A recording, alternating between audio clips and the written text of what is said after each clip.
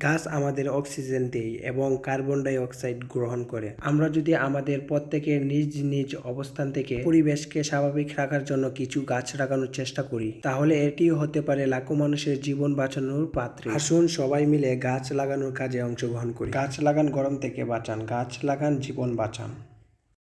আসসালামু আলাইকুম everyone guys, নিয়ে আসলাম আপনাদের কাছে নতুন আরেকটি ভিডিও। দীর্ঘ কয়েকদিন অসুস্থতার পরে আলহামদুলিল্লাহ সুস্থ হয়ে ফিরে আসলাম। আমি আপনাদের ব্রাহ্মণবাড়িয়ার সন্তান আরমান ব্লগস। আজকের ভিডিওটা হইতে যাচ্ছে অন্যরকম একটি ভিডিও। আপনারা আমার ভিডিওর সাথে থাকুন এবং সম্পূর্ণ ভিডিওটা দেখুন। আমি এবং আমার সাথে আছেন আমার বড় ভাই। চলে যাইতেছি একটি নার্সারির বাগানে, ওইখানে গিয়ে কিছু গাছ কিনবো। যেহেতু আমাদের বাংলাদেশে প্রচুর পরিমাণ সূর্যের তাপমাত্রা বৃদ্ধি পেয়েছে, এর সাথে আমাদের ব্রাহ্মণবাড়িয়া জেলাতে 42 ডিগ্রি সেলসিয়াস এবং 44 ডিগ্রি সেলসিয়াসও হাইস্ট হয়েছে। অতিরিক্ত তাপমাত্রা বৃদ্ধির কারণে অনেকে এই গরম সহ্য না করতে পেরে অনেকেই অসুস্থ হয়ে পড়েছে। আর এই অসুস্থতার মধ্যে একজন ব্যক্তি হলাম আমি। সেখানে আমিও অসুস্থ হয়ে পড়েছিলাম যে গরমে তাপমাত্রা সহ্য না করতে পারি। আল্লাহ তাআলার কাছে লাখো কোটি শুকরিয়া আমাকে সুস্থ করে তোলার জন্য। যারা এই গরমের মধ্যে অসুস্থতা আছেন তাদের জন্য আল্লাহ তাআলার কাছে দোয়া প্রার্থনা আরজি।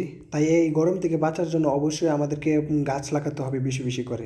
যে অবস্থানে আছেন সেই অবস্থান থেকে নিজ নিজ দায়িত্বে আপনারা গাছ লাগান। আপনার একটি গাছ লাগানোতে বেঁচে যেতে পারে হাজারো প্রাণ। যাই হোক গাইজ, অনেকদিন অসুস্থতার কারণে আমার নিজের কাছে আমার নিজের বয়সটা অন্যরকম লাগতেছে। আর আপনাদের কাছে কিরকম লাগতেছে অবশ্যই কমেন্ট বক্সে জানাবেন। আর আমার ভিডিওটা সাথেই থাকুন এবং গ্রামের যে সৌন্দর্য প্রাকৃতিক দৃশ্যগুলো দেখতে থাকুন এবং উপভোগ করুন।